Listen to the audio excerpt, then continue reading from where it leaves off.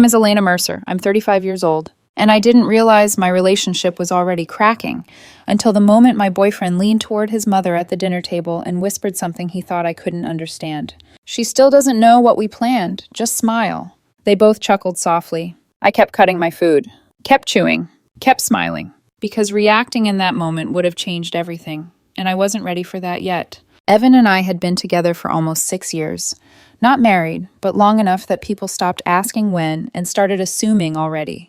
We shared a house, shared routines, shared a quiet life that looked stable from the outside. His family immigrated 2 generations ago and still spoke their native language at home.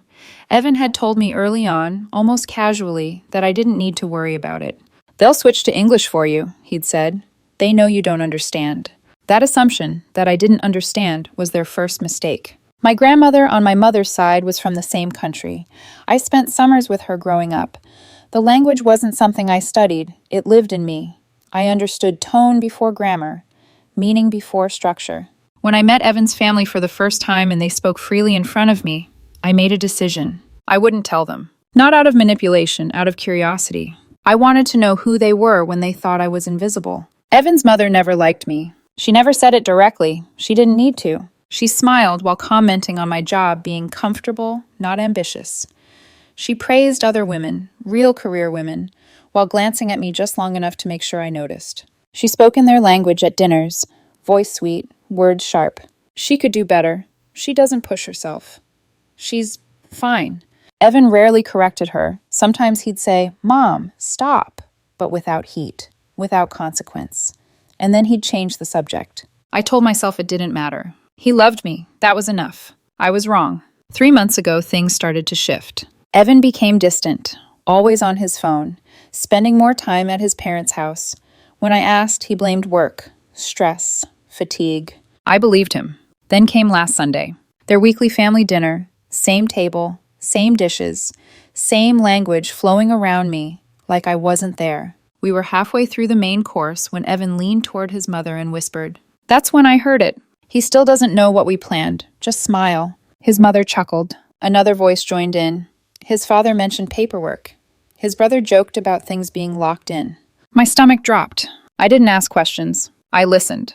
And I understood one thing with terrifying clarity. They were planning something. And I wasn't supposed to know. I smiled back at Evan when he asked in English, "Everything okay?" "Just enjoying dinner," I said. Inside, I was already counting exits. I didn't sleep much that night. Not because Evan did anything loud. He didn't.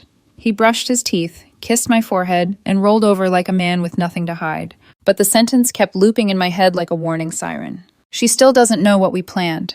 Just smile. People don't say planned unless something is already in motion. And people don't tell you to smile unless they're trying to keep you calm long enough to get what they want. I lay there staring at the ceiling, listening to the steady rhythm of Evan's breathing, and realizing something that made my throat tighten. Whatever this was, it wasn't an argument waiting to happen. It was a strategy. When Evan finally fell into a deeper sleep, I slid out of bed and walked barefoot down the hall to the home office. We kept our important paperwork there, titles, insurance policies, tax records. Evan always joked that I was the organized one.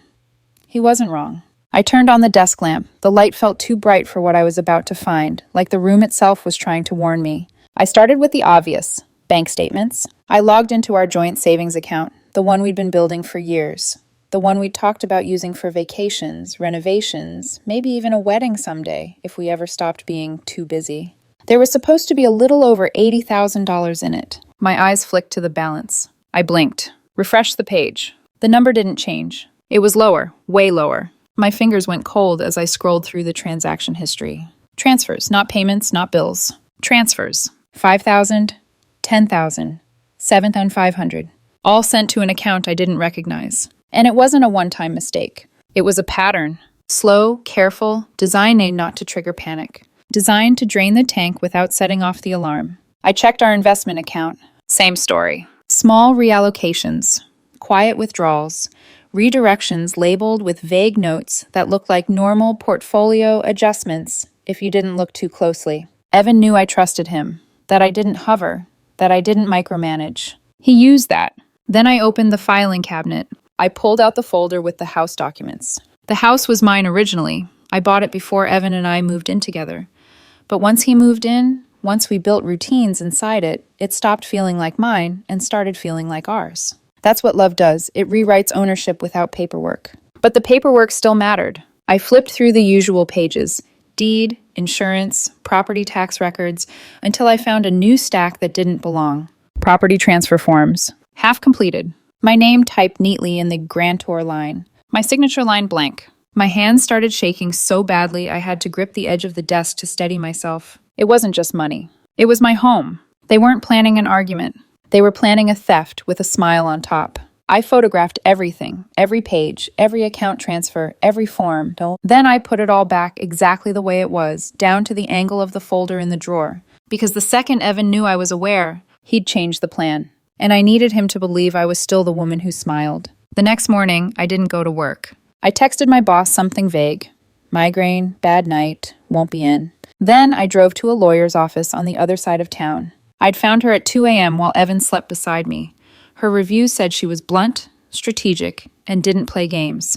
I needed all three. Her name was Marianne Klein, mid-50s, sharp eyes, hair pinned back like she didn't waste time on softness unless it served a purpose. She looked over the photographs quietly. No dramatic gasps, no sympathetic headshakes. Just careful attention. Then she set her reading glasses down and said, "This isn't a misunderstanding." My throat tightened. "What is it then?" "Financial deception," she replied, "at best. Fraud, at worst." I swallowed. Can he do this without me knowing? She tapped the bank transfer screenshots. If his name is on joint accounts, he can move money. That's unfortunately legal in many cases until we prove intent to deceive or conceal. Then she tapped the property transfer forms. But this requires your signature, which is why it's incomplete. So the plan is, I forced myself to say it out loud, to get you to sign, she finished calmly, likely under a false reason. Refinancing, paperwork cleanup, tax adjustment, something that sounds boring enough. You won't read it. My stomach twisted, because that's exactly what Evan would assume about me. That I wouldn't read, that I would trust, that I would smile and sign. I stared at the desk between us and whispered, "What do I do?" Marianne leaned forward slightly. "You document everything. You do not confront him yet. The element of surprise is protection." I looked up. "So I'm supposed to just live with him? Pretend?" "For now," she said. "Because if he knows you're aware, he'll hide more assets, change accounts, destroy evidence, and make your life harder. Right now, he thinks you're harmless. That's an advantage." Harmless. The word hit like a slap. Not because it was true, but because it was how they saw me. I nodded slowly, even as a different feeling started rising beneath the fear. Not anger yet. Something colder. Something clearer. When I got back home, Evan was in the kitchen making coffee like nothing in the world had changed. He smiled when he saw me. "Hey, you okay?" I watched him closely, the ease in his face, the casual innocence. How someone could look you in the eye while quietly rerouting your life. "I'm fine," I said, and I smiled. Because in that moment, I understood the truth. They weren't going to stop. Not on their own. Not out of guilt. Not out of love. If I wanted my life back, I would have to take it. After the lawyer's office, something in me shifted. Not loudly, not dramatically. It was quieter than that, like a door closing inside my chest. I still cooked dinner, still asked Evan about his day, still laughed at the same jokes we'd been repeating for years.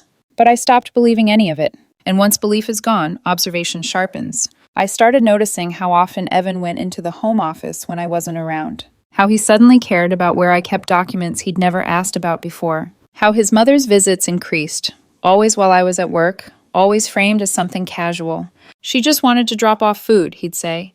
She was already in the neighborhood.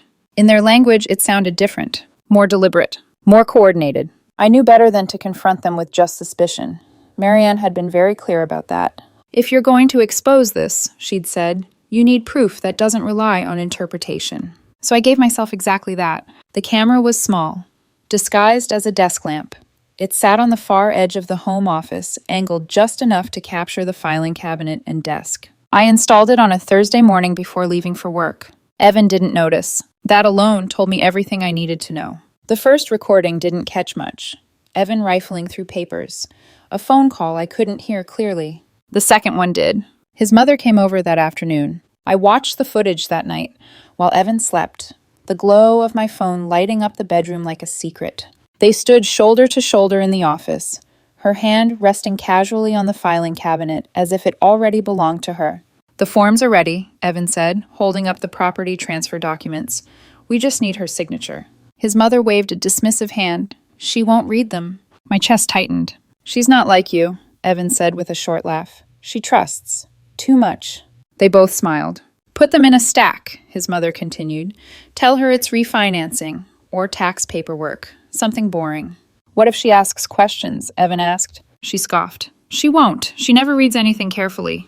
Then Evan said the sentence that burned itself into me. She really is that easy. I felt something crack open in my chest. Not heartbreak this time, but clarity so sharp it hurt. 6 years. 6 years of believing I was respected.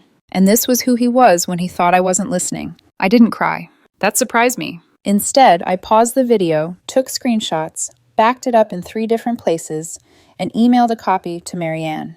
Her reply came less than an hour later. This shows intent. This is very strong evidence. I stared at the screen and felt a strange calm settle over me. They weren't just betraying me. They were underestimating me, and that would be their last mistake. When I met Marianne again, she watched the footage with her arms crossed, expression unreadable. Finally, she said, "You can confront them now." I nodded.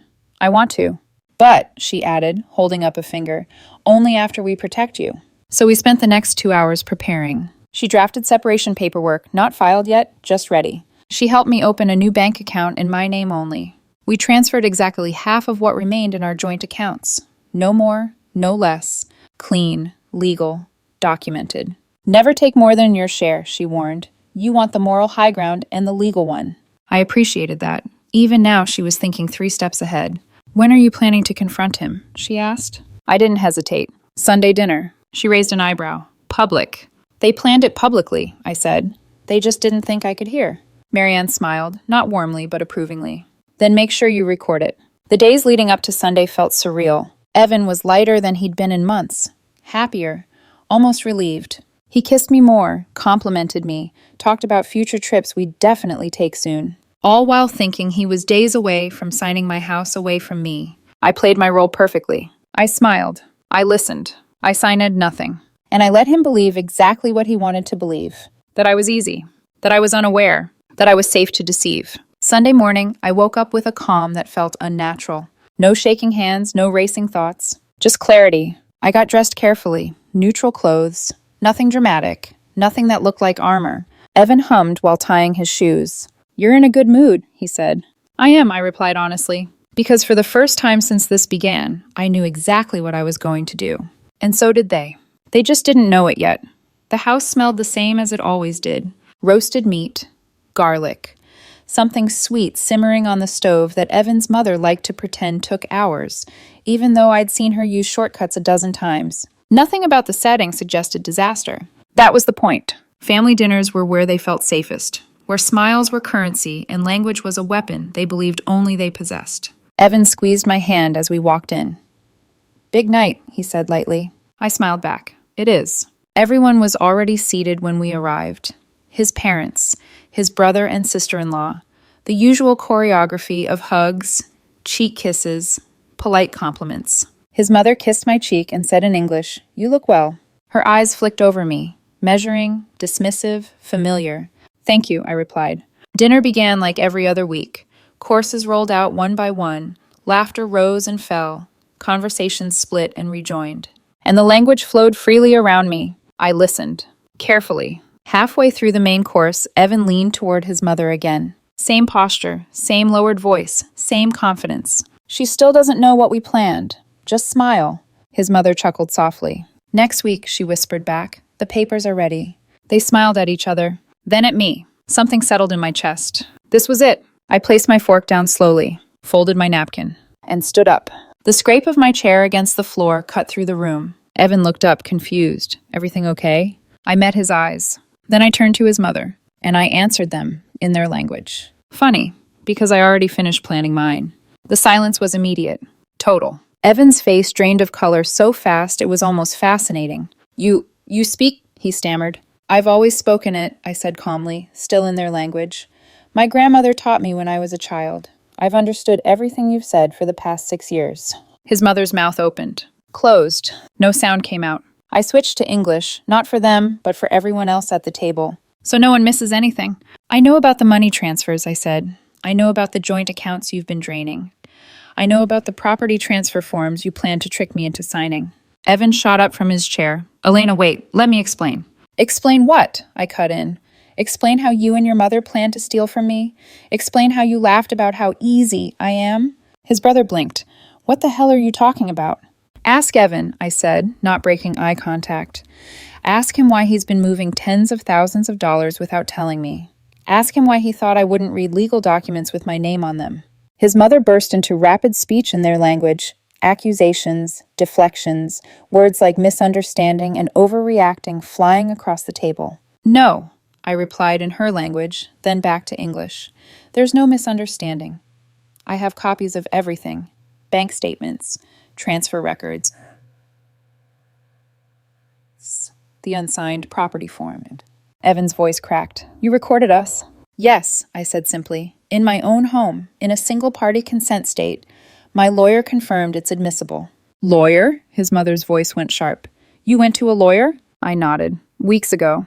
The room felt smaller, tighter. Evan looked like he might be sick. What do you want? His father finally asked. His voice was quiet, controlled. Nothing from you, I said. But Evan will be receiving separation papers tomorrow morning. I've already moved my share of our joint assets into a protected account. The house remains mine, purchased before our relationship, my name only. Evan's chair scraped back as he stood. We've been together 6 years. You can't just... I can, I said, and I am. He opened his mouth again. I didn't wait. I loved you, I continued. I would have given you anything you asked for. All you had to do was be honest, but you chose this. I picked up my coat. No one followed me. As I walked out, I felt it, not triumph. Control. The divorce papers were delivered to Evan's office the next morning. I didn't watch it happen. I didn't need to. By then, the confrontation had already done its work. The shock, the exposure, the collapse of the story he'd been telling himself. That I was quiet because I was unaware, compliant because I was weak. He called me 12 times before noon. I didn't answer. That evening, he came to the house. I'd changed the locks. I watched from the upstairs window as he stood on the porch, phone pressed to his ear, voice rising and falling in a pattern I recognized. Panic layered over disbelief. He knocked. Harder. Louder. Elena, he called. Please, we need to talk. I stayed where I was. After 20 minutes, he left. Marianne moved quickly. By the end of the week, Evan's lawyer had received a full package. Bank statements, transfer logs, screenshots, video footage, and timestamps that made it impossible to argue confusion or coincidence. His lawyer called Marianne 2 days later. They're going to claim this was financial reorganization, Marianne told me afterward, her tone dry. But they don't believe it themselves. Good, I said. They'll push for negotiation. No, I replied. The law is enough. She smiled faintly. That's what I told them. Evan tried another angle. His brother called me 3 days after the confrontation. I didn't know, he said immediately. I swear, if I had... I know, I replied. You looked shocked. So did your wife. There was a pause. Our mom, she's not handling this well. She planned it, I said gently. With him. Another pause, longer this time. Jesus, he muttered. Dad's furious. I didn't feel satisfaction hearing that. Just confirmation. Apparently, this wasn't the first time his mother had hidden financial decisions. Evan's betrayal had simply dragged everything into the light. Families don't implode from truth. They implode from lies finally exposed. The separation finalized faster than anyone expected. Evan kept his car, his personal belongings, and what little remained of the joint savings after I'd moved my legal share. I kept my house, my retirement accounts, and something else I hadn't realized I'd lost until it was back in my hands. My sense of reality. He tried once more to see me. Showed up at my office. Security called me down. He looked smaller somehow, less certain. I'm sorry, he said immediately. I was wrong. My mom convinced me. I held up a hand. Stop. He swallowed. We can fix this. Therapy. Time. We had 6 good years. No, I said calmly. We had 6 years where I thought I was safe. That's not fair. Neither is planning to steal from someone who trusts you. His voice broke. I love you. You loved what I gave you, I corrected. Stability, a home, someone you thought wouldn't notice. He flinched. I didn't mean it, he whispered. When I said you were easy. Yes, I replied softly. You did. I turned and walked away. The aftermath was quieter than I expected. No shouting matches, no public drama. Just distance. Evan moved to another city. His mother lives alone now, angry, isolated, still convinced she was protecting her son. I don't think about her much. I think about myself, about how trust can turn into a blindfold if you're not careful, about how silence can be mistaken for weakness, about how knowing when to listen and when to speak can save you from losing everything. I've started dating again, slowly, carefully. I listen more than I talk now. And sometimes, when I hear that language spoken in public, my body still reacts before my mind catches up. Maybe that will fade. Maybe it won't. But I'm free. And I know the truth. That's enough.